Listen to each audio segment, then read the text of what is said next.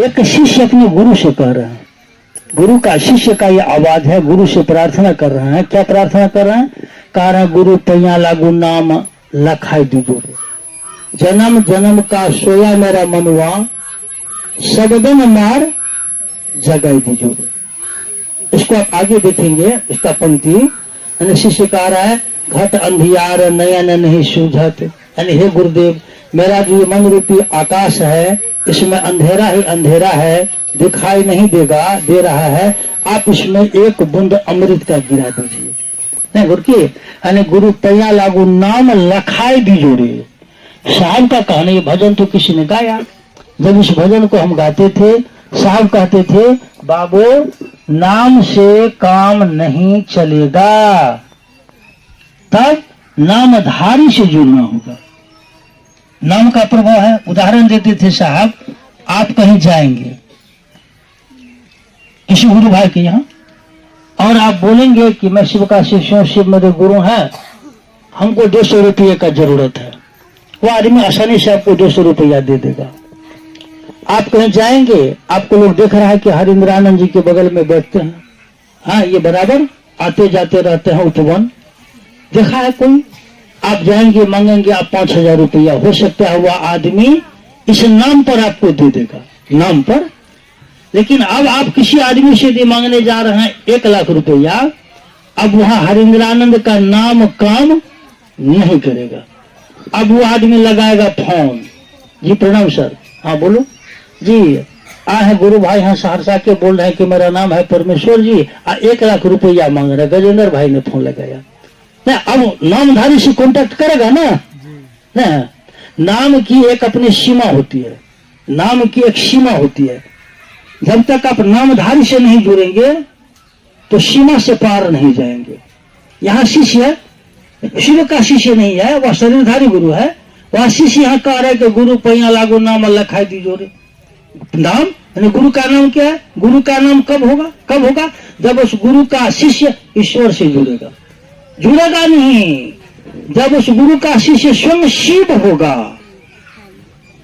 जब उस गुरु का शिष्य स्वयं शिव होगा, जब उसके लक्षण आचार विचार उसके लक्षण में शिव का कुछ लक्षण आएगा, तब गुरु पैया लागू नाम लखाई दीजो रे। स्थिति यह सामान्य है नहीं, है कठिन, बहुत कठिन है, बहुत सामान्य स्थिति नहीं है। इस पंक्ति का अर्थ यही है, शिष्य गुरु से प्रार्थना कर रहा है, जन्म जन्म का सोया मेरा मनवा, सबदन मार जगा दीजो रे, घट अंधियार नयन नहीं सूझत, ज्ञान का दीप जला दीजो रे, गुरु पैया लागू नाम लखाई दीजो रे। शिष्य कह रहा है विष की लहर उठत घट अंदर, या विष का लहर क्या? तो विष का लहर है, हम आदमी है, संसार में हम रहते हैं, हमारे पास ये 5 ज्ञान की इंद्रियां हैं, आंख कान नाक जीभ और त्वचा, और ये 5 की ज्ञान इंद्रिया, 5 ज्ञान इंद्रिया जो देखती है, आंख देखती है किसी चीज को, इसका प्रभाव मेरे मन पर पड़ता है। कान सुनती है किसी बात को, इसका भी प्रभाव अच्छा या बुरा मेरे मन पर पड़ता है। नहीं, ये शिष्य कह रहा है विष की लहर उठत घट अंदर, हे सरकार मेरे मन में तो विष का लहर चल रहा है, यह विष तो मुझको संसार में ले जाएगा, मुझको संसार में बर्बाद कर देगा। अमृत बूंद चुबा दीजिए रे, आप थोड़ी सी दया कीजिए, दया का एक बूंद आप दीजिए, ताकि ये मेरे मन का जो विष है यह मरेगा। इन्हें शिष्य गुरु से प्रार्थना कर रहा है, हम लोगों को इसकी जरूरत है नहीं। शिव गुरु की जो दया है, साहब श्री हरिंद्रानंद जी ने कहा ना कि शिव गुरु की दया ही वास्तविक दीक्षा है। शिव गुरु की दया में इतनी ताकत है, और आप देखेंगे पढ़ेंगे साहब को, साहब लिखे हैं, साहब ने कहा है कि शिव गुरु की दया अत्यंत बलशाली है। अत्यंत क्या है? बलशाली है। और इतना ही नहीं, अत्यंत बलशाली के साथ वह चैतन्य भी है, उसमें ज्ञान से वह ओतप्रोत है। और इतनी बलशाली है शिव की दया, इतनी बलशाली है और ज्ञान से युक्त है, उस दया के क्षेत्र में यदि कोई व्यक्ति पड़ गया तो शिव की दया उस व्यक्ति के मन को संसार के आकर्षण के विपरीत शिव की ओर मोड़ देगा। इसीलिए इस चक्कर में नहीं रहना है कि गुरु पैया लागू नाम लखाई दीजो रे, नहीं गौर किए। शिव की दया से बड़ी कुछ भी नहीं है। यहाँ गुरु पैया लागू नाम लखाई दीजिए वाली बात नहीं है।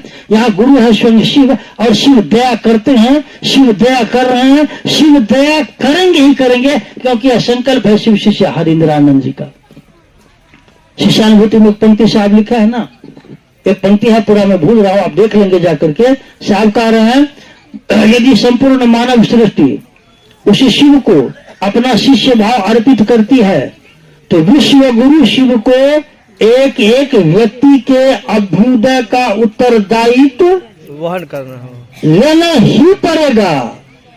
निर्भय नहीं सर, लेना ही पड़ेगा। बाप रे, लेना ही पड़ेगा। साहब कह रहे हैं लेना ही पड़ेगा, मतलब अधिकार आपको ये करना ही पड़ेगा, नहीं कीजिएगा ना, लेना ही पड़ेगा आपको। इसमें इसको आप क्या समझ रहे हैं? इसीलिए इस सब चक्कर में नहीं रहना है। हमारे पास जो साधन है, 3 सूत्र है मेरे पास, साहब है और दीदी है मेरे पास। साहब और दीदी के आशीर्वाद से 3 सूत्र के सहारे से लोगों को शिव का शिष्य बनाएंगे, खुद हम शिव का शिष्य बनेंगे।